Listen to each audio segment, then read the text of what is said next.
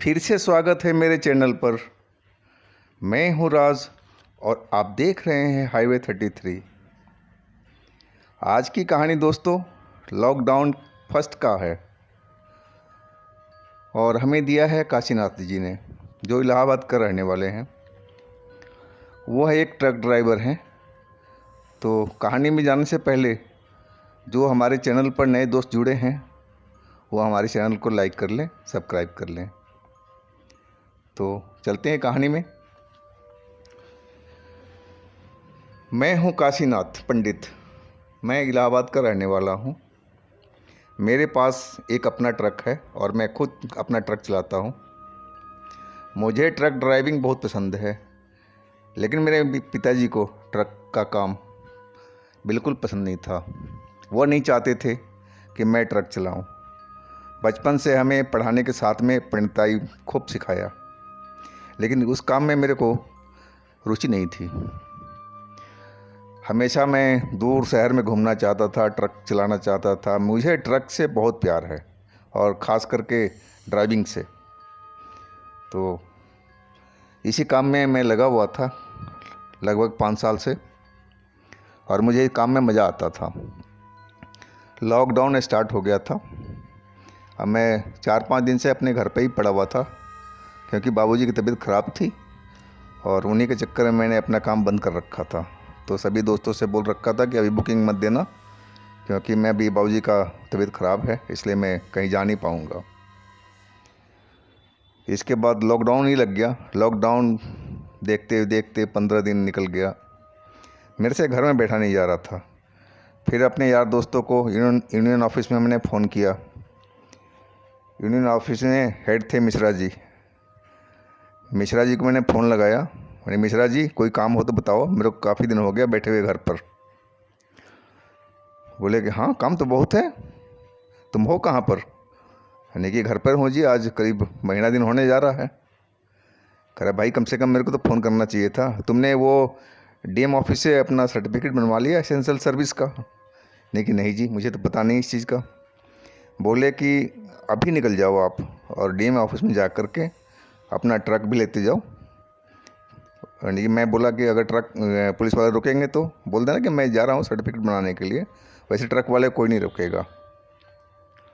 उन्होंने सारी बात मेरे को समझा दिया और इसके बाद मैं सर्टिफिकेट बनवाने के लिए चल पड़ा। डीएम ऑफिस में मेरे को 2 दिन का चक्कर काटना पड़ा, तब जा कर के एसेंशियल सर्विस का मुझे सर्टिफिकेट मिला।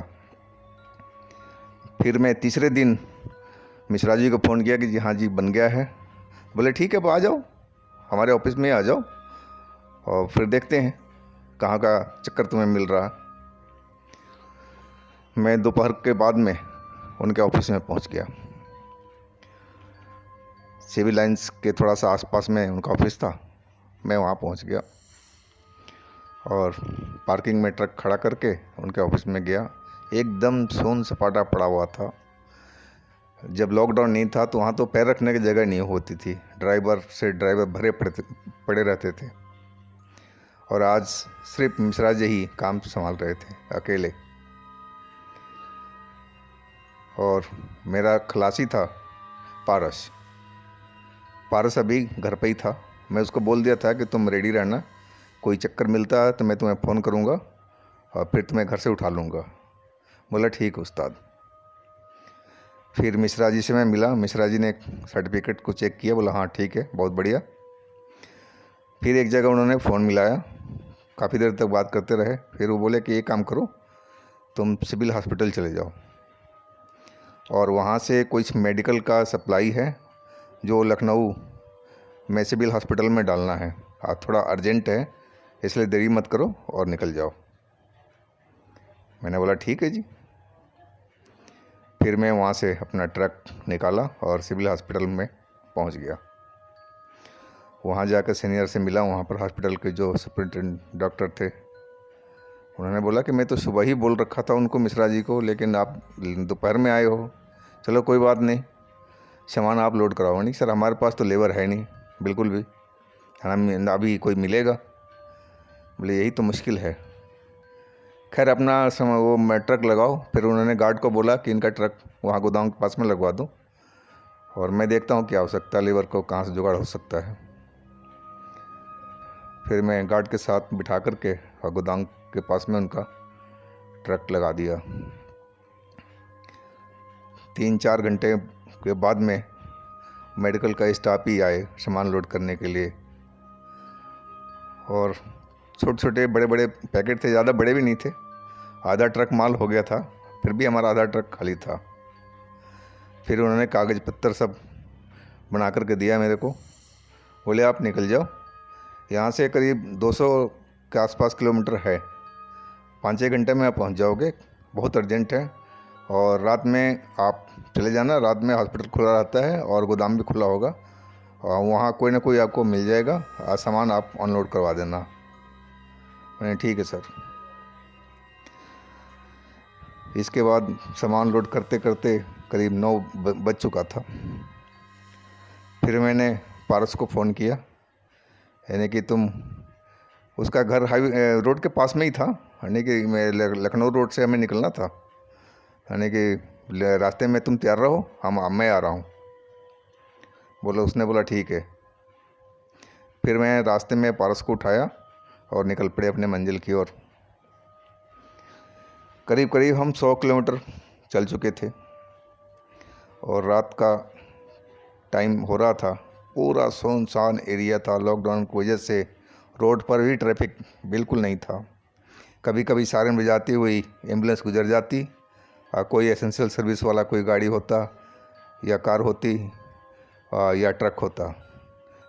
इक्का दुक्का ही मुझे नज़र आ रहा था, बाकी एकदम रोड खाली था। मैं चलता गया एकदम, टोल पार करके, और मैं आगे बढ़ा। मुझे चाय की तलब लग रही थी, लेकिन होटल ढाबा तो सारे बंद पड़े थे। लेकिन मैं अपना सारा इंतज़ाम रखता था, स्टोव से लेके बर्तन तक, हर चीज़। दूध तो नहीं रख पाता था, पाउडर का दूध मुझे पसंद नहीं था, तो मैं दूध की जगह में नींबू का इस्तेमाल करता था। लेमन टी बहुत स्वादिष्ट लगता है पीने में, मेरे को बहुत पसंद है। तब मैंने पारस की ओर देखा, पारस खिड़की पर ऊँघ रहा था। मैंने पारस को डांटा, पारस ऊँघो मत, ना तो मुझे भी नींद आ जाएगी। बोला नहीं उस्ताद, बस ऐसे ही झपकी आ गई थी। यानी ठीक है, चाय पीना है? बोला उस्ताद कहाँ चाय मिलेगी, यानी कि बेटा तेरे को ही बनानी पड़ेगी। वो हंस पड़ा, बोला हाँ उस्ताद मैं बना लूँगा। यानी चलो कोई देखते हैं जगह जहाँ पर हम चाय बना सकें, कोई पेट्रोल पंप खाली हो या ढाबा कोई। तभी हमें दूर एक ढाबे की लाइट नज़र आ रही थी, 3-4 लाइट जल रही थी पेड़ों पर, लेकिन ढाबा एकदम सोन सपाटा था, यानी कि इससे बढ़िया कोई जगह नहीं मिलेगी। और हैंड पंप भी लगा हुआ था, पानी का भी समाधान था वहाँ पर। मैं ले जाकर के ट्रक लगाया उस ढाबे पर। फिर मैं उतरा और हैंड पंप पर सीधा चला गया। हैंड पंप चला के देखा, पानी आ रहा था। मैंने हाथ मुँह धोया और अंगूठे से अपना चेहरा और साफ किया। पारस को मैं देखा, वो पेचकस लेकर टायर चेक कर रहा था, गिट्टी वगैरह जो टायर में लग जाती है उसको निकाल रहा था। फिर वो आया, हाँ उस्ताद चाय बनाया जाए? मैंने कहा हाँ बेटा, बर्तन वर्तन स्टोव लेके आओ ट्रक में से। फिर थोड़ी देर में वो सारा सामान लेकर के वहीं पर आ गया। मैंने एक टूटा हुआ बेंच बाहर पड़ा हुआ था, उसको मैंने ठीक ठाक किया और उसी पर बैठ गया और स्टोव जलाने की तैयारी करने लगा। तभी मैं बोला पारस से, पारस आप बाल्टी में ज़रा पानी ले आओ, तब तक मैं स्टोव जला लेता हूँ। बोला हाँ उस्ताद। लेकिन बाल्टी मेरे सामने रखी हुई थी, अब बाल्टी वहाँ से गायब हो चुकी थी। यानी कि बाल्टी तुम लेके आए थे ट्रक से? बोला हाँ उस्ताद, आपके सामने तो रखा था मैंने, बाल्टी में सारा सामान था, उसमें चाय चीनी सब कुछ था, उसमें नींबू वगैरह जो भी था। और वो मैंने देखा था सारा सामान वो बाहर पड़ा हुआ था, लेकिन बाल्टी नहीं थी। फिर मुझे हैंडपम्प चलने की आवाज़ सुनाई पड़ी। यानी कि रात में कौन आ गया भाई हैंडपम्प चलाने के लिए? मैं आश्चर्य में पड़ गया। हमें कोई बंदा दिखाई नहीं पड़ रहा था और हैंडपम्प अपने आप चल रहा था, जैसे कोई इंसान हैंडपम्प को चला रहा हो। और वो बाल्टी हमें वही नज़र आई, उस बाल्टी में पानी गिर रहा था। मैंने पारस को देखा, पारस मेरी तरफ देखा, यानी कि बाल्टी तो हो रही है, वहाँ पर देखो हैंडपम्प कौन चला रहा है। पारस बोला अपनी ये तो उस्ताद अपने आप चल रहा है। मेरे तो होश उड़ गए और पारस भी डर गया। हम दोनों के मुंह से आवाज़ नहीं निकल पाई। बाल्टी भर गया था। तभी मैंने देखा वो बाल्टी हवा में चलती हुई हमारे पास आकर के स्टोव जहाँ हमने सुलगा रखा था वहाँ पर आकर के बाल्टी ज़मीन पर जिसे किसी ने रख दिया हो, और छन से आवाज़ हुई उसका हैंडल गिरने का। मैं एकदम दहल गया कि ये सब क्या हो रहा है यहाँ पर। मैंने आज तक ऐसे वाक़या से कभी वाकिफ़ नहीं था। भूत प्रेत हमने कभी देखे नहीं थे, सुना ज़रूर था कि होते हैं, लेकिन कभी पाला नहीं पड़ा था। लेकिन आज लग रहा था कि ये भूत प्रेत ही है और हमारे साथ ये कोई खेल खेल रहा है। मैं एकदम डर गया, पारस भी एकदम कांपने लगा था और समझ में नहीं आ रहा था कि हम क्या करें। तभी एक आवाज़ आई, घरघराती हुई, कड़कती सी आवाज़, अरे अब तो स्टोव जला लो, पानी तो ले आ दिया मैं, चाय बनाओ। हमने आवाज़ की तरफ देखा, कोई बंदा नहीं, बंदे की जात नहीं, कुछ भी नहीं मेरे को, ना कोई भूत ना प्रेत, कुछ भी नज़र नहीं आया। तो ये आवाज़ कहाँ से आ रही है?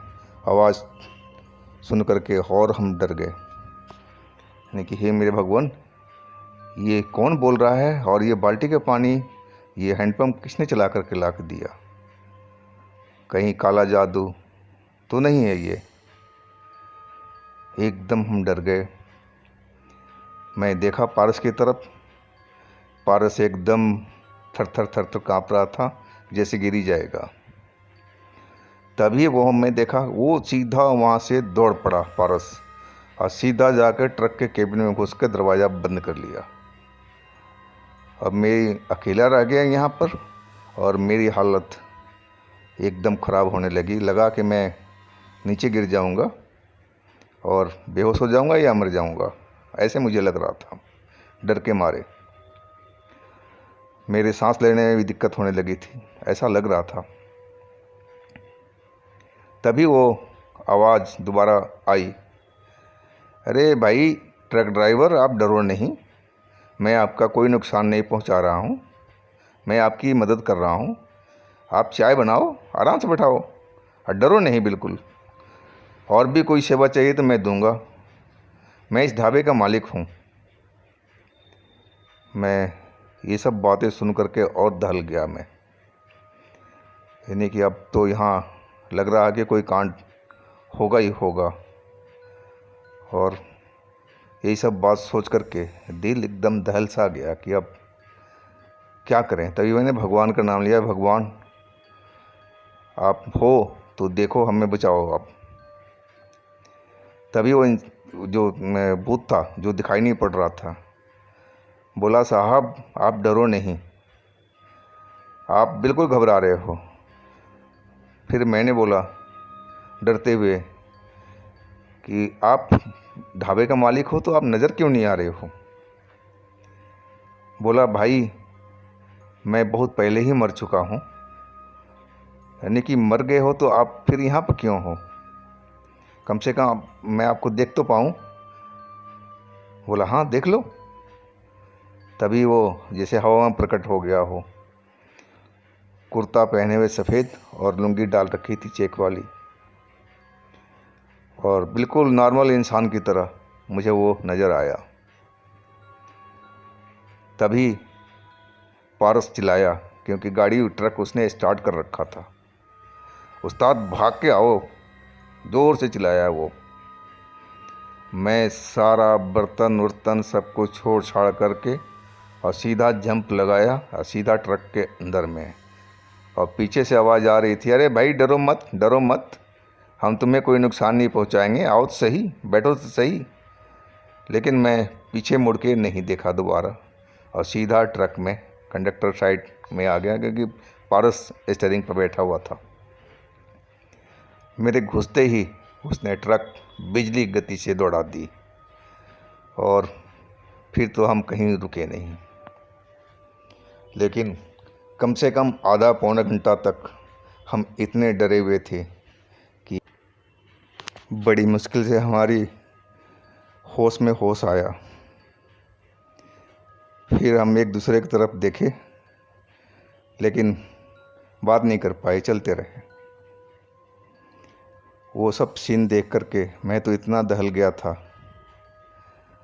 और फिर हम जब सारा सामान छोड़ कर के हम घर पे आए, अपने गांव में बाबूजी को सारी बात बताई, तो बाबूजी मेरे को डांटने लगे। अरे कम से कम उस आत्मा से तो पूछना चाहिए था कि भाई हाँ बताओ, उसका कुछ हेल्प करना चाहिए था। मैं ये सब सुन कर के हंस पड़ा। यानी कि बाबूजी हमें पंडिताई नहीं करनी है, ना हमें कोई तंत्र साधना करना है, मैं ट्रक ड्राइवरी में ही खुश हूँ। तो आज की कहानी दोस्तों हम यहीं समाप्त करते हैं और आशा है कि आपको कहानी पसंद आई होगी। और जो दोस्त हमारे चैनल पर नए जुड़े हैं वो हमारे चैनल को लाइक करें, सब्सक्राइब करें और शेयर करें। और हाँ दोस्तों, आपके पास भी ऐसी कुछ कहानी हो तो हमें इंस्टाग्राम पर ज़रूर शेयर करें। तो अपना ख्याल रखिएगा। धन्यवाद।